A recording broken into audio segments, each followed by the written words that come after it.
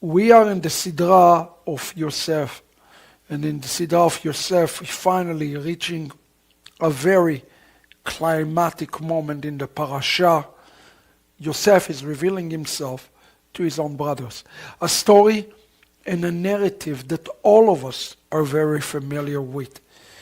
Today, what I'm going to do with you, I'm going to give you another way, very unique and profound and prophetic way to look behind the scenes of the story. Some things that the Midrash revealed to us that might not be so clear to the eyes, that's pointing not just to October the 7th, which is amazing, but ultimately to the coming of the Mashiach into the days before us. Thank you for being here. ברוך אתה אדוני אלוהינו מלך העולם אשר קידשנו במצוותיו וציוונו לעסוק בדברי תורה. Amen. And if you're blessed by those shiurim that we give you here in the channel, today is a day to support and contribute to Operation 70. Today is a very important day to do this, as we are in great risk with the channels, the international channels, without the proper funding. So thank you for being sensitive to what you've watched all throughout the day today. And may Hashem give us a way to teach many more shiurim in all languages. This parasha, this week, Parashat Vayigash, start with this word. It's a very important word for us to recognize the word Vayigash. In the beginning of the Torah, there's already a code that is embedded inside the text. And Baal HaTurim bring it down. If you look at the screen with me, he says on the word Vayigash Elav Yehuda, if you look very carefully on those words, you will notice Shin, I'm sorry, go back. Yeah, let's read the text. Let's start, that's good. ויגש אליו יהודה ויאמר בי אדוני ידבר נא עבדך דבר באוזני אדוני ואל יחרפך בעבדך כי כמוך כפרעה. Then Judah went up to him and said, Please, my Lord, let your servant appeal to my Lord, and do not be impatient with your servant, and you who are equal to Pharaoh. Do you notice the chutzpah? I must call it a chutzpah inside the text. In one regard, he says to him, he's approaching him, and he prays him is to be second to Pharaoh. But Judah, when he's approached Pharaoh, the second to Pharaoh, which is Joseph, he says to him, don't be impatient with us.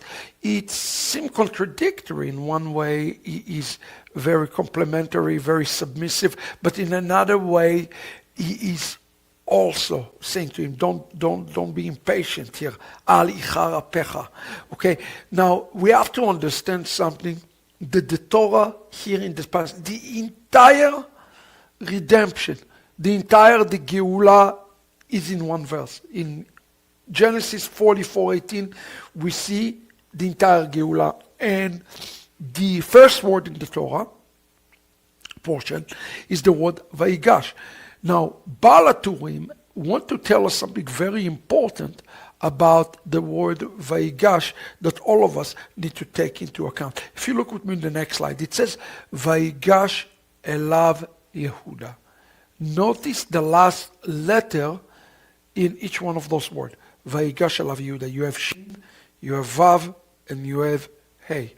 In Hebrew, if you take Shin, Vav, and Hey, you get the Hebrew word Shaveh. Why this is important? Because the word Shaveh means equal. The Midrash explains, and it says, Judah said to Joseph, I am equal to you. Just as you are king, I am king. And everybody have to understand something that is happening here in the text. Judah is approaching Joseph as an equal king. He's not coming to him as an inferior person. He's not coming to just bow down to him.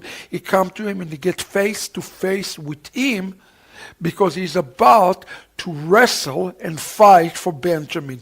This is something very important. And as a matter of fact, the Midrash called Yehuda the prince, and he called Judah the prince, and they connected it. So make yourself a note that Genesis 44:18 is as a cross-reference that is found in Psalm chapter 48, verse 5. Let's read it together. It says, Ki hine amelachim noadu avru yachdav. See, the king joined forces, they advanced together. Friends, what is the Haftarah today? The Haftarah today is the book of Ezekiel. You heard Jackson reading a little while ago the book of Ezekiel, where there is a vision of two sticks that are coming together for unification. The Geulah, the redemption, is dependent upon those two sticks that are going to have to come together.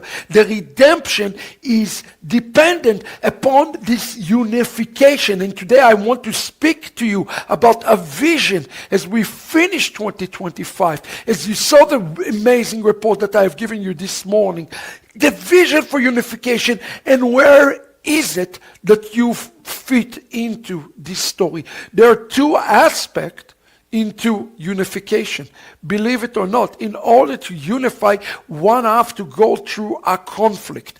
Conflict is necessary in order to bring unification. In essence, Joseph and his brothers not going to be unified unless there is some sort of a conflict that had to occur with Joseph himself.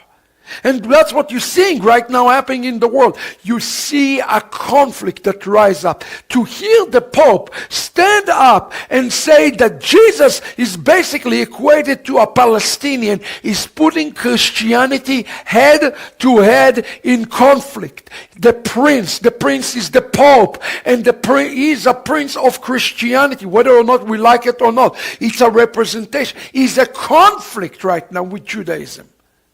Is it a good thing or is it a bad thing? Well, friends, we're going to see what's going to come out of conflict. Remember what I'm telling you right now. Alliance is going to be birthed out, and this is very important. Psalm 98 telling us that they are going to be joining force. Who is the one who is going to be joining force? We need to examine this entire story in completely different light, and we're going to be doing it today.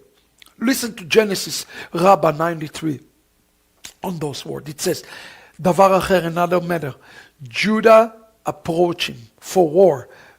And the connection of understanding the approaching of Judah found in the book of Amos, where it says, Behold, the days are coming, the utterance of the Lord, and the plowman shall encounter the reaper. Plowman is Judah. The reaper is Joseph. As it is also stated, behold, we are binding sheaves. That's in Genesis 37:7. And the treader, dorech, in Hebrew dorech, the treader of the grapes, Amos 9:13. This is Judah. Listen to me carefully. This is very, very important what I'm about to teach you today. The relationship between Judah and Joseph can be understood from the relationship between the one who have to be doing a plowing and the one who is reaping. That is the relationship. I want you to look with me for a moment in Amos chapter 9 verse 13, because it will explain to us how the Geulah coming. Let's look at that in Hebrew for a moment. But before we actually look at that in Hebrew, you have to understand that all the Mefarshanim, all the commentators explain to us that the relationship between Judah and Joseph is the relationship that is the key for the final redemption. The key for the final redemption. It says here, I was reading just a minute ago, Hine Yosef HaTzadik hu siman laGeula. Joseph and the final, V'harashat Vayigash, is a sign for the final redemption. What we have before us here, friends, in this Torah portion, is a sign for the final redemption, a blueprint for the final redemption. Let's look at that for a second together. Amos chapter 9 verse 13. It says here in the text, Behold, days are coming. Hine yamim ba'im. Every time you see in the text yamim ba'im, so said the Lord, you know it's talking about the days of the coming of the Mashiach. Now look at the word here in the text. What is it says? And the plower shall meet the reaper. No, it doesn't say the plower shall meet the reaper. If you look carefully with me in the Hebrew, you will notice that the word that is used in Hebrew is the word nigash. What parasha we are in? Parashat nigash. Do you follow it? You follow the connection? The gizra shava, the connection between Amos 9:13 to Genesis 44:18 is this one word, nigash. That's why the rabbi connected nigash here to Judah and Joseph. And he said, when the plower shall nigash will approach the reaper, and the treader of the grapes, the one who holds the bag of seeds, when the mountain shall drip wine and all the hill shall wave. Remember what it says in Amos, in Isaiah chapter 9, friends. In Isaiah 63, they asked the Messiah, why are your clothes are ruddy?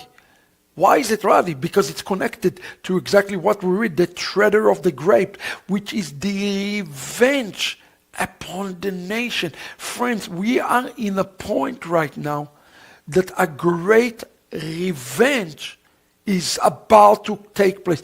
When the plower and the reaper unify, the treader of the grapes will appear, which is the Mashiach himself. We want to look at this nature of the unification between two that appears like they are enemies, two kings, that as it says in the last days, they will have shalom and they become in union together. And this is the vision that all of us have to look forward.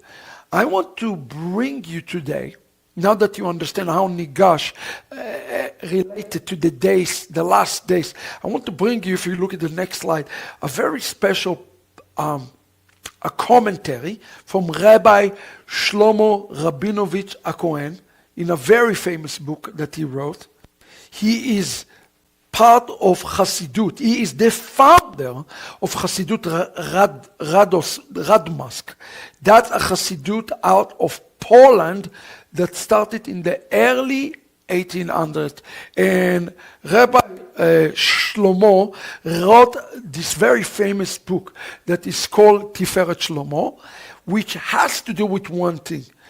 The book, well, not one thing, but he was fascinated with Mashiach ben Yosef, with Yosef HaTzadik, as he called him.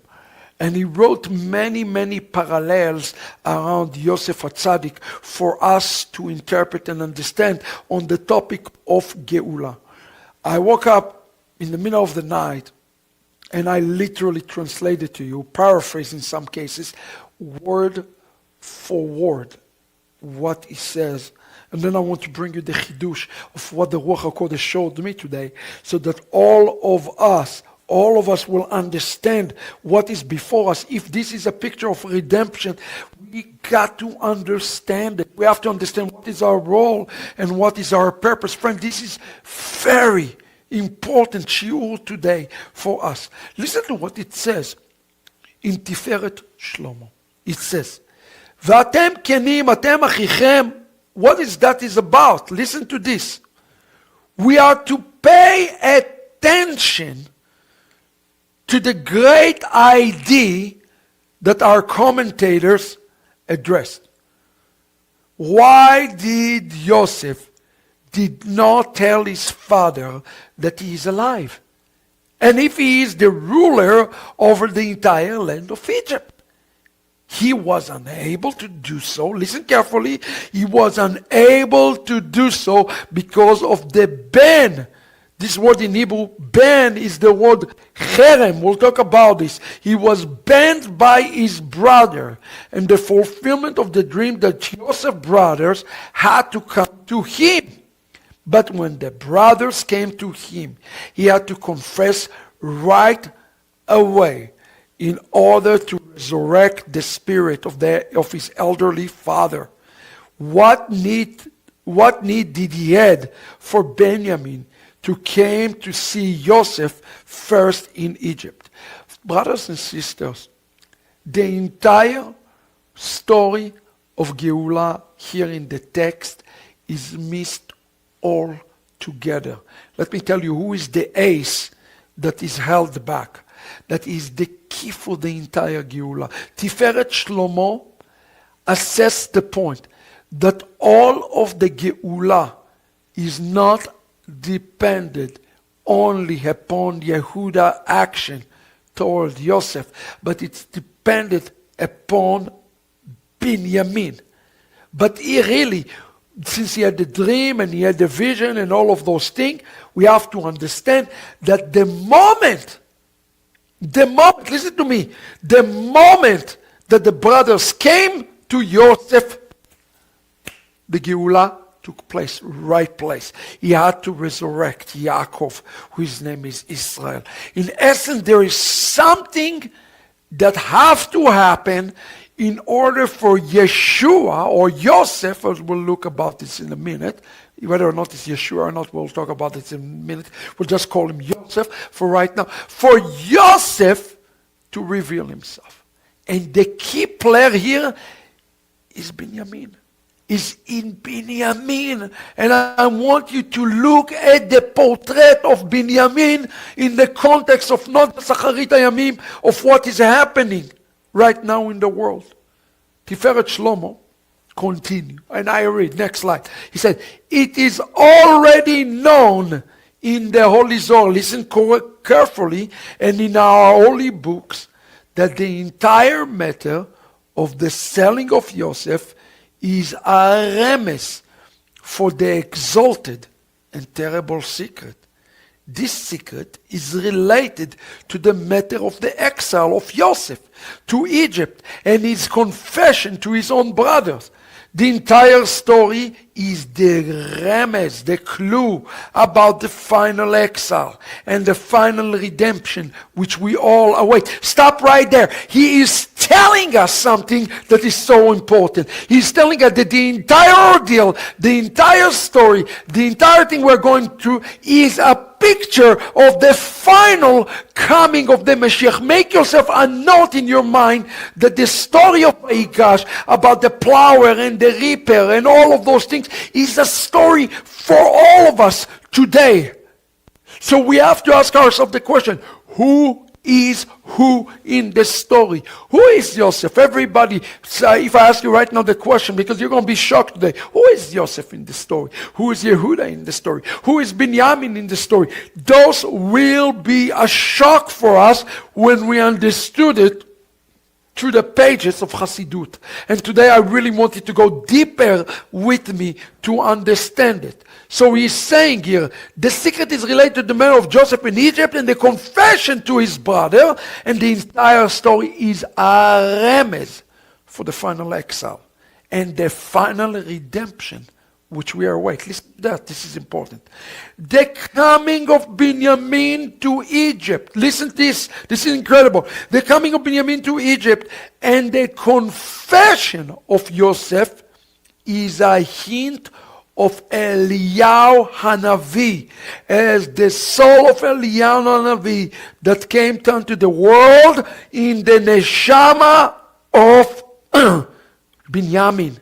As it is written, I will send you today Elijah the prophet before the day of the Lord. Malachi 3. Similar, Ben-Yamin had to come to Egypt before the revelation of Yosef. If Yosef represents the Mashiach, Tiferet Shlomo make the point that Ben-Yamin represent the coming of Eliyahu Hanavi. I bet you never heard that one before. This is amazing for us to understand. Ben-Yamin had to come down to Egypt in order for Yosef to reveal himself.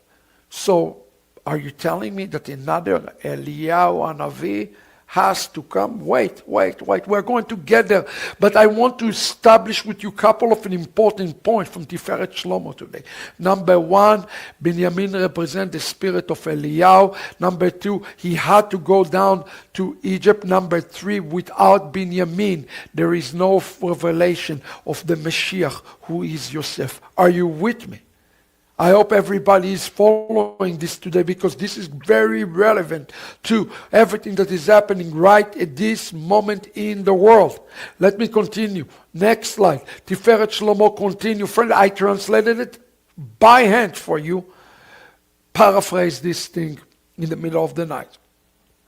It is already known in the Holy Zohar and the Holy books, okay? Listen, let me make sure listen to this. This is very important. I already read this to you. The next verse. Joseph, I already read it to you.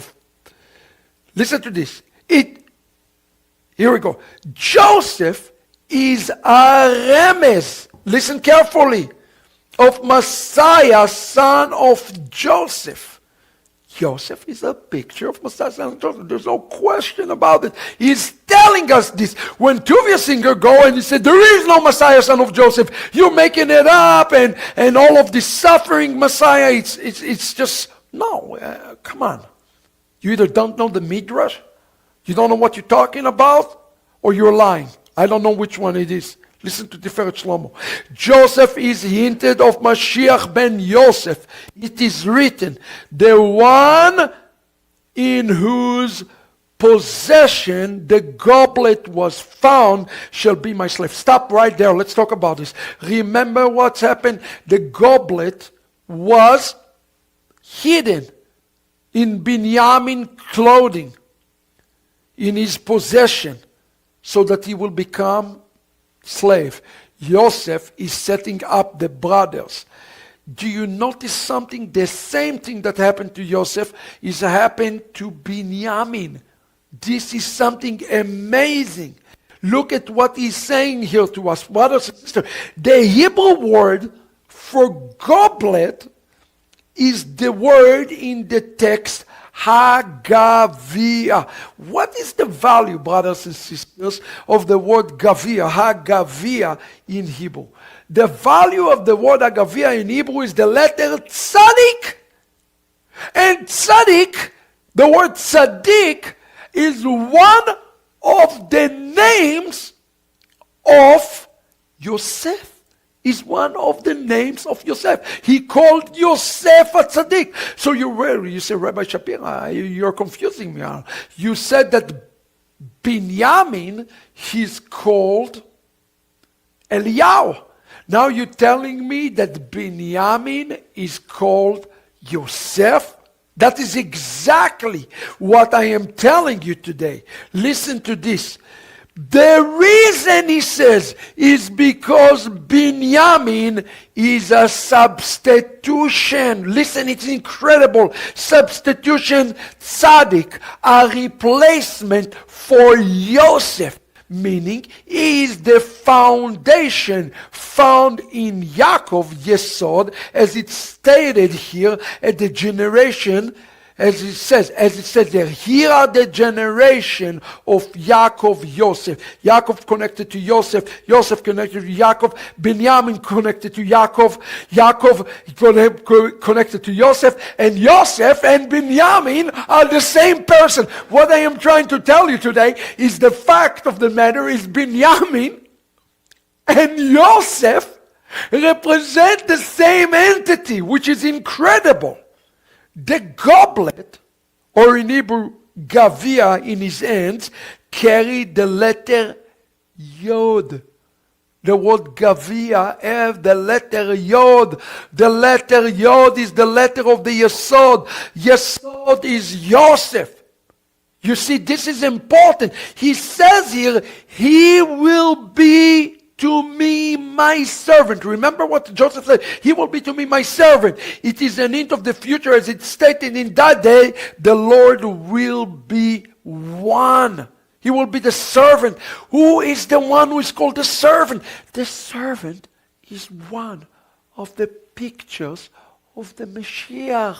The Messiah in Isaiah 52:13 called the servant, behold, my servant will prosper. He will be exalted and he will be lifted very, very high. Are you notice that? He is called the servant of the Lord. Joseph is the servant of the Lord, and Benjamin is the servant of the Lord. Who is Joseph and who is Benjamin? They are one in the same. Messiah ben Yosef and Messiah son of David are one in the same. I hope it's going to start to connect the dots for everybody today. Because Benjamin represents Ben Yosef. Yosef, in one level, he was rejected and he was suffering and all of that, but he was also second to the king, which means he's Mashiach ben David. What I'm trying to tell you today, that Ben David and Ben Yosef is representing the relationship between Ben-Yamin and between Yosef. What does the word Ben-Yamin mean? The son of the right. What is it says? That the Mashiach is sitting on the right side of the Father. Are you with me here? This is incredible. And Yosef and Ben-Yamin, all the time people ask me, what's the relationship between Ben Yosef and Ben David? Well, guess what? They are twin. They are twin. And I want to show you something incredible that is found in this Torah, the Tiferet Shlomo coming down. I hope it starts to connect to you today, what I am telling you, because this is the task before us. It says the following, listen to Tiferet Shlomo. It says, it is also written in our Sidra, in Genesis 44:15. Yosef said to them, remember, he's talking to them. He said, what is the deed that you have done? Do you not know what a man like me, that a man like me practice divination? The term in Hebrew that is used by Yosef in the text is the word nachash, yenachesh. Do you notice what the word that Joseph is used to describe himself? He used the word nachash.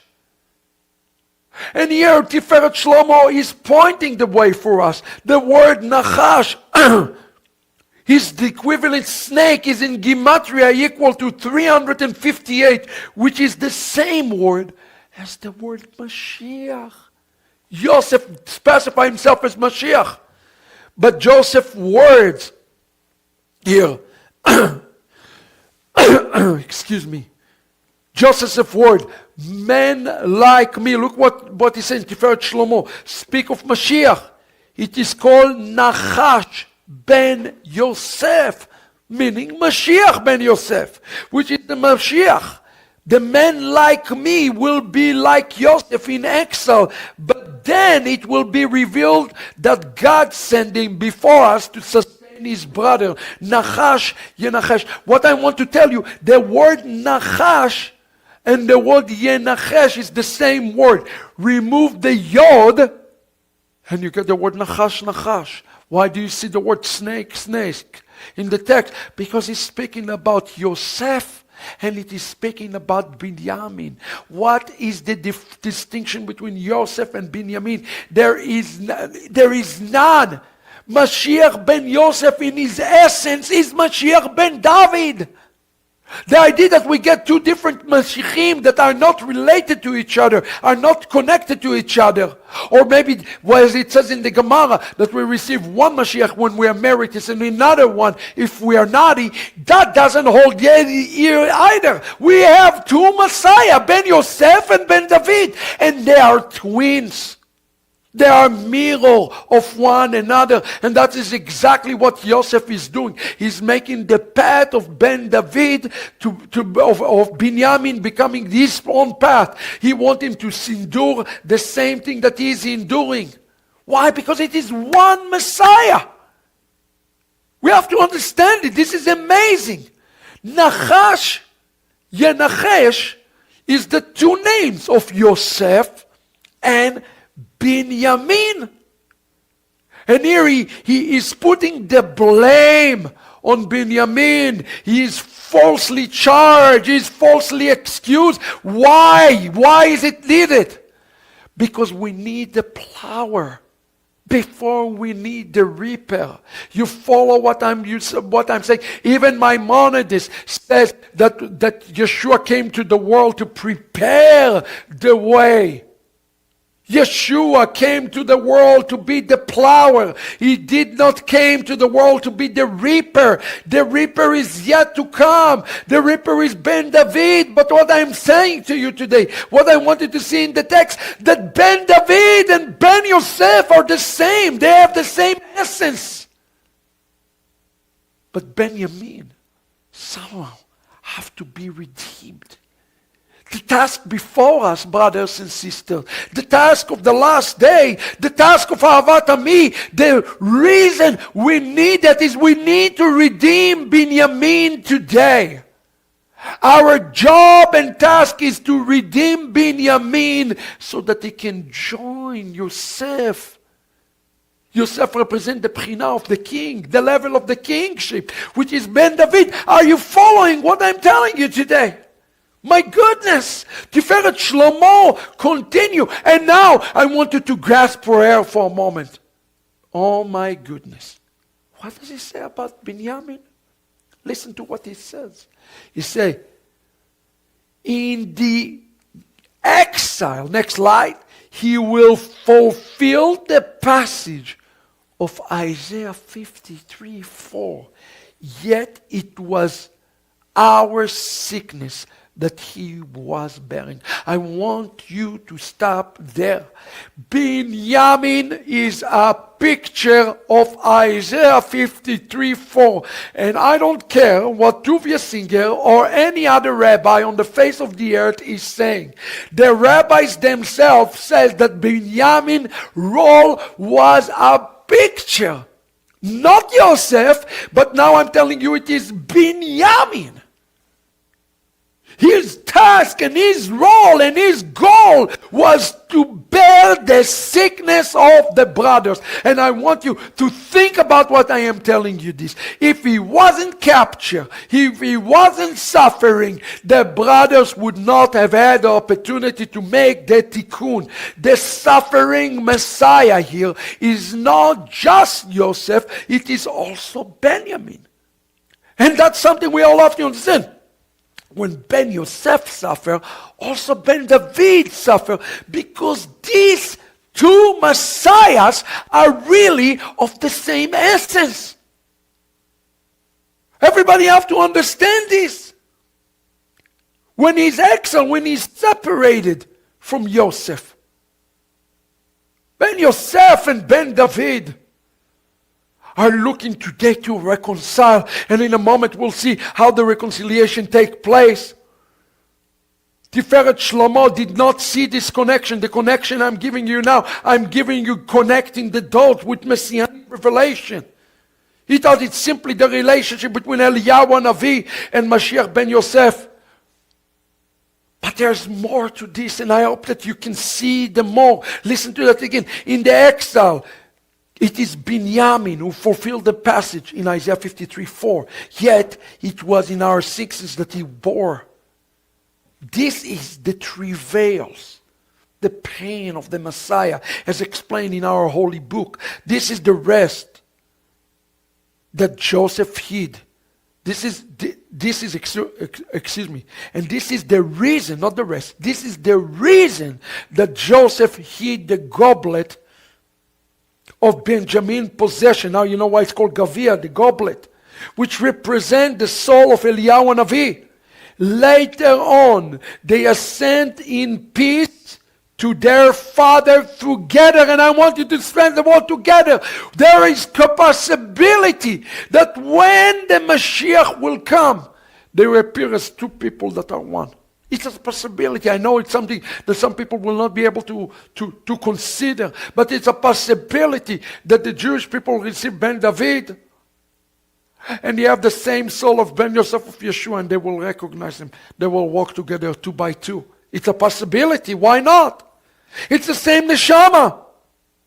Ben-Yamin and Yosef represent Eliyahu and Mashiach ben Yosef, who went up together to their father. This prepared the way. Judah approach, which is the Mashiach ben David, that come from the tribe of Yehuda. Messiah, son of Joseph, is the tikkun of the Yesod of Joseph of the world. And Messiah, son of David, will make a tikkun for the Sfirot of the kingdom, which is the name of Adonai, represent the establishment of the temple by Mashiach ben David. What does that mean in a simple language? The simple language means that there have to be partnership. Somehow, in order to redeem, there is a third piece to this equation. And the third piece to this equation is whoever going to deliver Ben-Yamin. You see, the one who deliver Ben-Yamin really empower Joseph. Are you following that? Empower Joseph to reveal himself. Joseph, in this point, is a picture of Mashiach ben David. He's a king, he's a ruler. In essence, there is a third party here. It's Yehuda, who has a job, and his job is to bring deliverance and tikkun to Ben-Yamin. What is it? The tikkun is not a tikkun just to yourself. The tikkun is tikkun to Ben-Yamin. I want you to understand what I'm telling you today. Today, the role and the responsibility that each and every one of us possess is a responsibility of redemption of Ben-Yamin. He didn't take a goblet. He is not a Palestinian. He is not from Gaza. He is not a stealer. He did not hate the Jewish people. Are you following this today? It is important. The tikkun of Yehuda is the tikkun that we have to do in the world right now for Yeshua's name. And the tikkun of Yeshua is the tikkun of Ben-Yamin right now. Because this tikkun of the Ben-Yamin is waking up the heavens for Mashiach ben David to come and join Mashiach ben Yosef, revealing himself. They are in the same essence. Please don't get confused today. Today is not a day to confusion. It's a day for clarity today. He is suffering right now. Just as he said. He says in the Torah portion this week, when you're suffering, I'm suffering. When you go down, I go down. When you come up, I come up. He said it. It's in our portion this week. I spoke about this today, this week in Reka B'Ivrit. His name is being tarnished right now by Christians. Let me tell you something. The name of Ben-Yamin, the name of Yeshua is being tarnished. His reputation is being destroyed. And everything about him is all anti-Jewish before us. We must have another party here.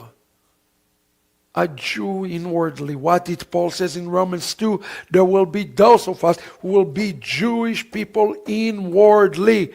What does it mean to be Jewish people inwardly? It means you fight for Ben-Yamin, you fight for Yeshua. I'm not putting this video on Christmas Day because I am trying to irritate Christians. I'm putting it because I'm appalled that Christians can actually believe that Jesus is a Palestinian. Did you see the Times Square picture? Did you see that? No. He's Jewish. Everything about him is Jewish. He practiced Judaism. He celebrated Hanukkah. What the heck are you talking about? He observed kashrut, Shabbat, Chagim, Moadim, written tradition, oral tradition. He have kept it all, every jot, every tittle. He warned us not to pass one jot and one tittle. The disciples were all Jewish. They live Jewish. They breathe Jewish. They eat Jewish. What are you talking about? There has to be a unification of the redemption of Ben-Yamin. You want to know who the Ben-Yamin is? Ben-Yamin is not just Yeshua. In the book of Amos chapter 9 verse 13, the very next verse it says, I will return your return. Ben-Yamin to me represent the remnant from the Gentiles that can be redeemed and should be redeemed. And to me, Yehuda today is the Messianic Jewish movement calling and fighting for you. We are fighting for you. We are fighting for Ben-Yamin. We need the fullness of the Gentiles. We need the fullness of Ben-Yamin. We need the restoration of Ben-Yamin in order for all of us to become one. To become one. And that's what it says. They have to become one. We have to become one. Why do we do Operation 70? Because we are bored? No. Why do I tell you? Let's quickly spread this message and quickly get the money. Why?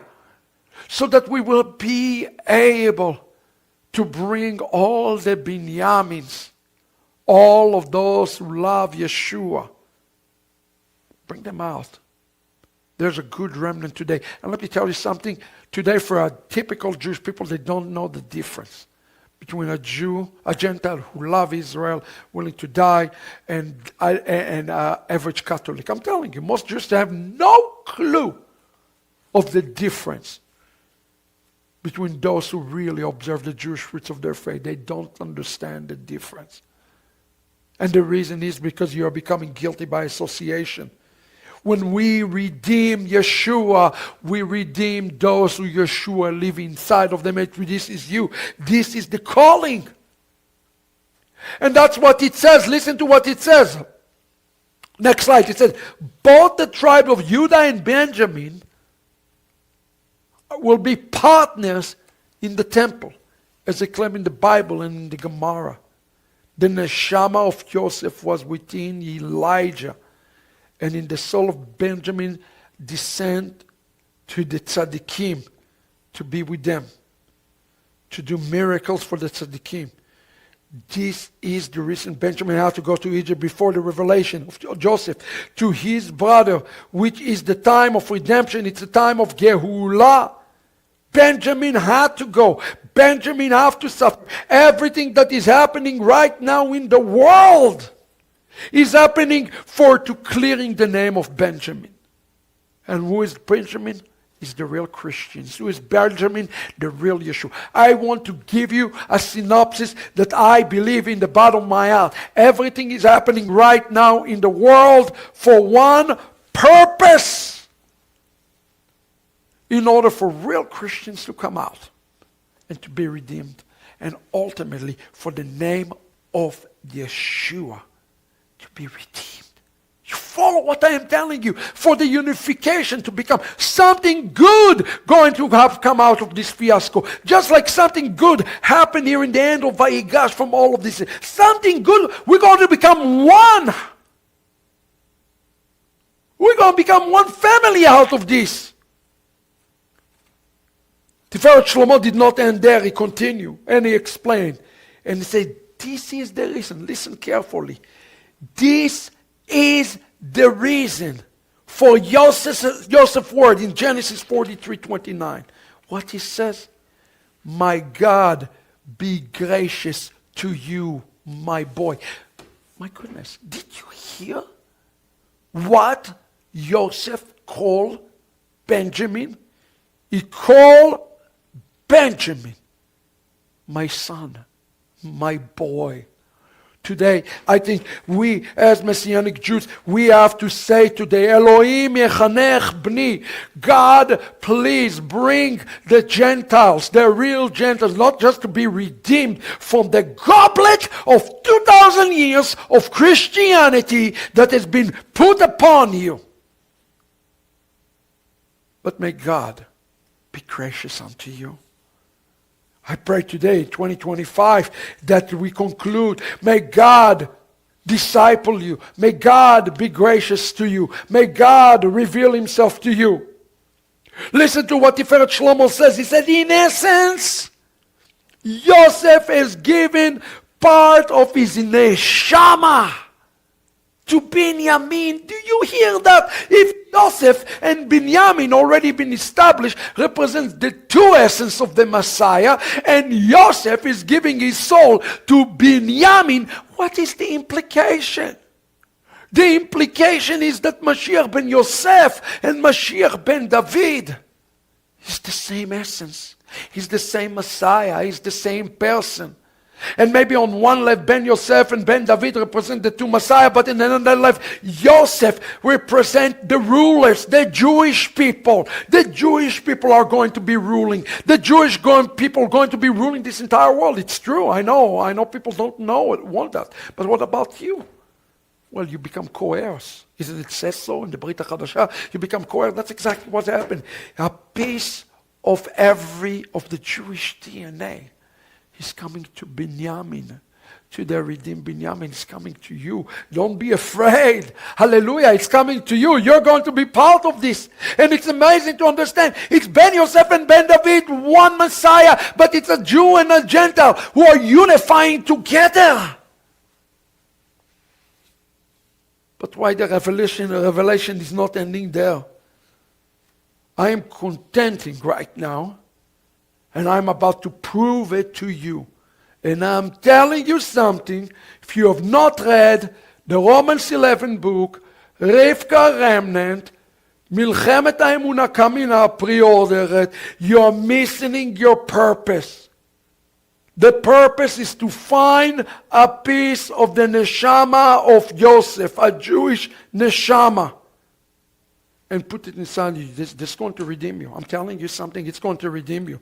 Finding the Jewish DNA is going to be redeeming to you. You're being redeemed, Yeshua is being redeemed, and Joseph, the Jewish people, are going to be redeemed. What does it have to do with October the 7th? I saw it this morning, and my jaw dropped. I don't know how I saw it. I saw it. See, people who don't believe that the Talmud is also have much from the Lord in the... I'm not saying it's all scripture, it's not, but it is full of holiness. Full of it. I want you to listen carefully to what Tiferet Shlomo says in the Gemara about this. Now that you understand, a piece of the soul of Ben-Yamin, he's found inside Joseph. Give it to him. He said, here you go, I give you a piece of the soul. Ask today a piece of a Jewish soul to come upon you. They need us Jewish soul. The Gentile need today to find the Jewish soul. Listen to what it says. The relationship between Ben-Yamin and Joseph. It says the following. Tiferet Shlomo says, similarly, it is parallel to the relationship between Mordechai and Esther, Ben Yosef and Ben David. They are one. And it is hinted in the story of Bava Batra, 11a, of somebody who is called Ben-Yamin HaTzadik, incredible, who took a place of Yosef to build a house, resurrected the seven sons, revived the Shekinah, and with 7 pillars, chesed, from 7 pillars from grace all the way to the kingdom. Are you ready? Are you ready for this? Pay close attention, brothers and sisters. Pay attention to the number 7. It is not a coincidence that we have experienced what we experienced in October the 7th. Bava Batra tells us a story about Ben-Yamin. This is a prophetic, I believe it's a spirit of prophecy upon this story. Listen to this. It says, Bava Batra, the following was said about Ben-Yamin, the righteous. who was appointed supervisor over the charity fund. Once, a woman came before him during the days of drought and said to him, "My master, sustain me." He said to her, "I swear by the temple service that there is nothing left in charity fund." She said to him, "My master, if you do not sustain me, a woman and her 7 sons will die." He arose and sustained her with his own fund. After some time he fell deathly ill. He was dying. He was dead. The angels said to the Holy One, "Blessed be he, Master of the universe. You said that anyone who preserves a single life in Israel, it is as regarding as is present, is saved the entire world. Should then Ben-Yamin the righteous, who saved a woman and 7 sons, die after the few years, still in his youth?" They immediately tore up his sentence. Our sages thought God added 21 years of his life. Ben-Yamin was resurrected from the dead. Does that sound like somebody that we know that have been resurrected from the dead? It is a picture, of course, of Yeshua, who have been resurrected from the dead for giving himself up. What an amazing story in the Gemara that help us to understand who is Yeshua. And Ben-Yamin been falsely accused, but now he needs to be resurrected, but this time he's resurrected as Joseph. He's being resurrected as the Mashiach. And we need Yehuda to rise up today to fight, Vayigash, to fight for him. And how many people have been resurrected? 7. When is October the 7th happen? 7. What does it says in Isaiah 4:1? Now you will see the connection to October the 7th as well. With the 7 it says, and in that day, 7 women will take a hold of one man, saying, "We will eat your food and our own food. We will wear our own clothes. Only let us be called by your name. Take away our disgrace." Saints, I want you to hear in the Gemara, it's talking about the 7 grooms. In Isaiah 4:1, he's speaking about the 7 brides. It's all pointing to October the 7th. And I wanted to tell you what is happening in October the 7th. The final resurrection of Ben-Yamin has become the final resurrection, the final appearance before Yeshua, who is Ben-Yamin, the one who took the sins upon himself, as we saw, the one who has been falsely accused. It's begun. And the only thing that is missing right now from the world, brothers and sisters, is the arrival of Judah. I believe that today he have called you to be this Judah. If Joseph is the Jewish people and Ben-Yamin represent the remnant, what do you think the enemy trying to take Ben-Yamin? We have to find the root again of the Yesod. It's a test. And we're being tested right now. And we have to fight for this. We have to go to war today. We have to fight for Ben-Yamin. Fight for the identity of Yeshua. Fight for Christians. It's all one in the same, because without this unification, how will Joseph reveal himself? How will Joseph reveal himself without those things? You see, in the text here, in the story, it says that when Joseph revealed himself, he was crying. And he says that their brothers could not handle the crying. You know what the Chazal said about this? They said, "Woe to those who will be here on the day of lament of the Mashiach." We will not be able to stand as brothers and sisters. We will not be able to stand when Ben-Yamin will reveal himself as Joseph. When Joseph looked at the mirror and he looked at Ben-Yamin, he saw himself. When the Jewish people will see Yosef, who is really Mashiach ben David, they will see Yeshua. And nobody will be able to stand in these days. Not the Jews and not the Gentiles. The Gentiles will be shocked in these days. Goim, W, that letter Yod, it's represent the Gentiles, the nations according to rabbinic understanding. What about you? Are you part of this reconciliation story? Are you fighting for this reconciliation story? My last word for you in 2025. Fight for the story. Fight for the redeemed spark. Fight for the son of the right. Yes, it might cost you. It might cost you your life. I don't know what 2026 is bringing. But I know one thing. We have to fight for the son of the right. Because only in his weeping, just as it says in Jeremiah 31, he will bring us in tears and in supplication. Only through his tears we can be redeemed.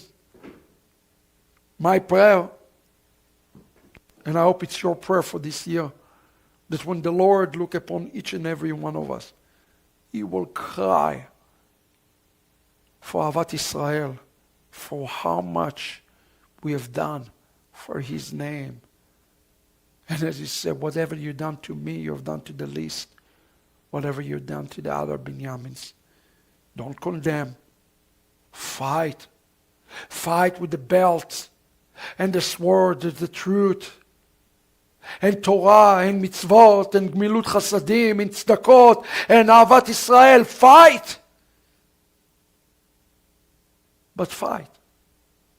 And make sure that this battle is a battle that's going to bring back the neshama of Yosef to the neshama of Ben-Yamin, a small piece. Let's uncover again Yeshua for his Jewishness. Take upon ourselves this spark. Be redeemed. And redeem him. Yes. Ben-Yamin, Yeshua need our redemption in this time. Because without his redemption, there is no redemption into the world. God bless.